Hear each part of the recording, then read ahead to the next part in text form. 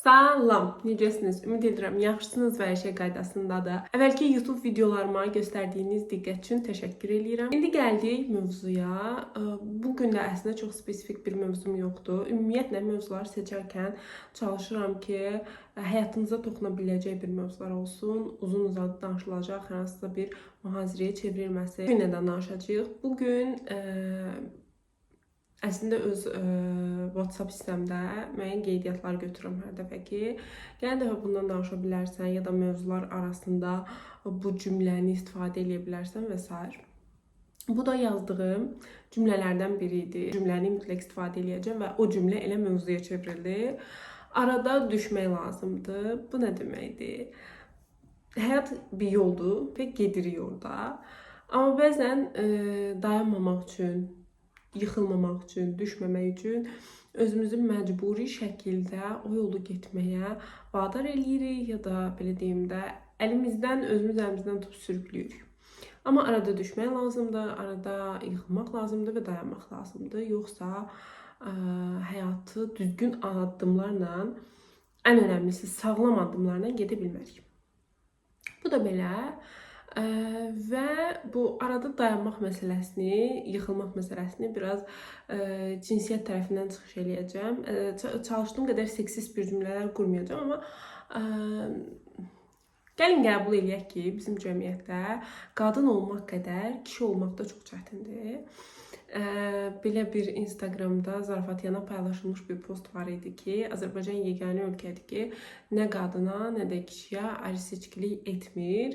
Necə ki, qadın bizim ölkəmizdə şort geyinə bilmir, həmçinin də kişilər də şort geyinə bilmir. Belə bir zarafatyana paylaşılmış post var idi, amma həmin postun acı reallığı budur ki, bizim cəmiyyətimizdə qadın olmaq da çox çətindir, kişi olmaq da çox çətindir.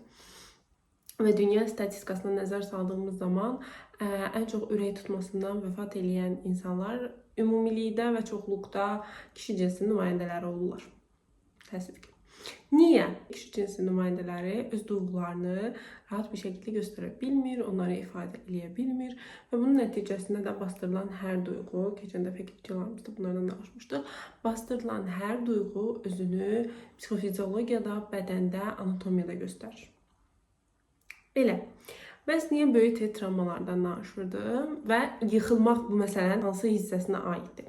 Ümumiyyətlə, böyük T, kiçik T travmalar nədir? Əvvəlki videolarımda biraz danışmışdım. Qısa izah verib mövzuya geri qayıdacağım. Çox uzatmağa çalışmayacağım.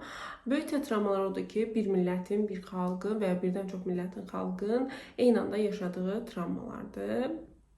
Buna 1-ci, 2-ci dünya müharibələrini və ya digər müharibələri aid etmək olar və ya yayılmış xəstəliklər də aid etmək olar. Kiçik T travmalar isə bizim öz həyatımızda özümüzə aid olan yaşadığımız travmalardır. Və mən elə düşünürəm ki, bizim bu yıxılmaq məsələmiz, dayanmaq məsələmiz bizim böyük T travmalarımızdır. Çünki əksər olaraq insanların, bizim cəmiyyətin və bizim kimi cəmiyyətlərin ciddi problemlərindən biridir. Çünki hər zaman güclü görməyə çalışırıq və əslində mövzunu qoyub digər mövzuya keçirəm, amma hamısı bir-birindən bağlantılıdır və o beynimdə bağlantılı olan hissəni çatdırmağa çalışıram. Belə deyək də, metaforik olaraq desək, əgər Bakını bir simptom kimi deyək də, ya da bir patologiya deməyək də, hər hansı bir psixoloji narahatçılıqdan əziyyət çəkən bir insan olsaydı və onun psixoloji narahatlığı nədir deyə məndən sorsaydılar, mən cavabı mükəmməliyyətçilikdən deyərdim. Çünki bizim cəmiyyətdəki insanlar öz övladlarını daha çox mükəmməl olmalısan, hər şey bacarmalısan və bunun nəticəsində mükəmməliyyətçilikdən əziyyət çəkən insanlar, gənclər yetişir. Ona görə də məncə Bakının ən böyük problemlərindən, ümumiyyətlə Azərbaycanın, ölkənin ən böyük problemlərindən biri budur.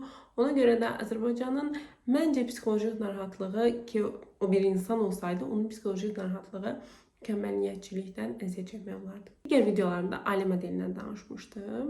Bəzən ailədə valideynlərdən biri demokratik ola bilir, digərləri avtoriter ola bilir və hansı tərəf daha belə deyək də baskındırsa, o tərəfin də tərbiyə sistemi daha keçərli olur və özünü daha çox göstərir. Mükəmməliyyətçilik və bunun nəticəsində də əgər aşırı avtoritarçısınızsa, ailədə, yəni o tərbiyə sistemi daha keçicidirsə, nəticədə mükəmməliyyətçilikdən əziyyət çəkən və daim mükəmməl olmağa çalışan övladlar yetişir və bu da bizə bərabərində yıxılmamağı, dayanmamağı, daima davam eləməyi gətirir və nəticədə özü ilə yarışa çıxan gənclər, yeniyetmələr, insanlar görürük. Demirəm burada təkcə ailənin rolu var, burada həmin insanın dünyaya gəldiyi anın da çox rolu var, yaşadığı ölkənin, həyatın, rejimin, hamısının çox rolu var. Amma və lakin hər şey ailədən asılı olmasa da çox şey ailədən asılıdır. Və qayıtdıq yıxılmaq məsələsinə. Və bizim cəmiyyətdə kişi olmağın nə qədər çətin olduğu bir mövzuya, həqiqətən mövzu tək hisslərini ifadə etməmək deyil. O %100 var. Bundan əlavə olaraq daima məsuliyyətlərin sənin çiynində olmağı, onun belə izah edeyim də, beynimdəki fikri.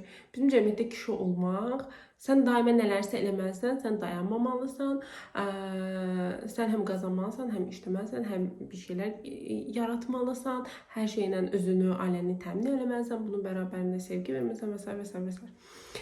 Bu qadına da aiddir. Sən oxumalısan, təhsil almalısan və ya təhsil almaq üçün özlüyündə mübarizə aparmalısan. Halbuki bu sənin normal və təbii olan ehtiyac və hüququndur. Bunun bərabərində zamanı gələndə ailə həyatı qurmalısan, ana olmalısan, bütün məsuliyyət üstündə olmalı və s. və s. və s. Və bərabərində özünü unudan iki tərəf yaranır və bu iki tərəf elə düşünür ki, onların yıxılmağa ehtiyacı yoxdur. Ya da yıxılırlar, heç bundan xəbərləri belə olmur. Bütün məsuliyyətlərimizi kənara qoysaq, fərq yoxdur ki, biz hansı cins nümayəndəsiyik və ailə vəziyyətimiz nədir? Bütün məsuliyyətlərimizi kənara qoysaq, yıxılmaq istəyərdiniz. Məsələn, mənə bu çox maraqlıdır. Dayanmaq istəyərdiniz. Çünki insan hər şeyə ehtiyacı olan bir varlıqdır. Sual verdim sizə ki, bütün məsuliyyətlərinizi kənara qoysanız. Həmin o məsuliyyətlərdir ki, bizi daimi olaraq nələrsə məcbur edir. Bunu da eləyim, onu da eləyim, təhsilimi də bitirim, bu karyerimdə bu addımı da atım, özüm üçün bunu da eləyim, bu dili də öyrənim, bu təhsili də alım deyə biz o yolu gedirik, amma yol getdiyimizin fərqində deyilik. Özümüzlə əlaqəmiz orada tamamilə çoxdan kəsilib, bundan da xəbərimiz yoxdur. Və daimi getdiyimizi zənn eləyirik, bəlkə də heç getmirik, ya da çox qaçırıq, belə deyim də, addımlamırıq, amma qaçırıq. Bu situasiyadan kənara çıxanda, məncə ən birinci insanın özünə verməli olduğu sual budur ki, bu mənə lazımdır ümumiyyətlə, mənim buna ehtiyacım var, bəlkə mənim ümumiyyətlə buna ehtiyacım yoxdur, ya da məni buna sövq eləyən düşüncə, əzim nədir? Niyə bu qədər çox qaçıram, məsəl üçün? Ya da niyə dayanmağa vaxtım yoxdur, niyə özümlə danışmağa vaxtım yoxdur? Belə düşünəndə çox uzun bir yol var, çox uzun bir yoldur. Və siz bu yolun tam ortasındasınız. Tam ortasında dayandığınız anda birdən əlinizdə olan bütün torbaları, belə deyək də, yerə qoyursunuz və sadəcə oturursunuz. Oturduğunuz anda artıq dincəlməyə başlayırsınız. Məncə bu bütün insanların təbii tələbatları da gündəlik həyat şəraitlərində bizim bundan xəbərimiz belə olmur ki, bizim belə bir tələbatımıza ehtiyacımız var. Və mənim burada fikirlərimi bölüşmək istədiyim məqam budur ki, demirəm arzularınızdan imtina eləyin, xəyallarınızdan imtina eləyin ya da getdiyiniz yolu yarıda qoyun, geri qayıdıb, bunlardan danışmıram. Amma gündəlik yaşamınızda ya da getdiyiniz o planlarınızın içində insan özü ilə danışmalıdır, özü ilə ünsiyyət yaratmalıdır və dayanmağı bacarmalıdır. Yeri gəlsə, ehtiyacı olsa yıxılmağı da bacarmalıdır və burada çatdırmaq istədiyim şey yıxılmaq zəiflik deyil. Amma bizim cəmiyyətimizdə zəiflik olaraq başa düşülür. Kökündə vacib dayanan, belə deyək də, fikirlərdən biri də budur ki, özümüzü özümüzdən başqa hamı ilə müqayisə edirik. Amma əslində birinci özümüzü özümüzlə müqayisə etməliyik. Və onun gətirdiyi, belə deyək də, yersiz məsuliyyətlərdir ki, biz o yolda hər zaman qaçırıq. Nəinki addımlamaq, birbaşa qaçırıq. Ümid eləyirəm ki, paylaşmaq istədiyim bütün fikirləri sizə çatdıra bildim. Başda da dediyim kimi, lazım olsa, ehtiyacımız olsa, arada da yıxılmağı da bacarmalıyıq. Mən dinlədiyiniz üçün təşəkkür edirəm. Hər dəfə bu kameranın önünə keçib sizlərlə danışmaq və o tərəfdən dinlənildiyimi bildirmək çox gözəl hiss elətdirir. Növbəti YouTube videolarında görüşərik.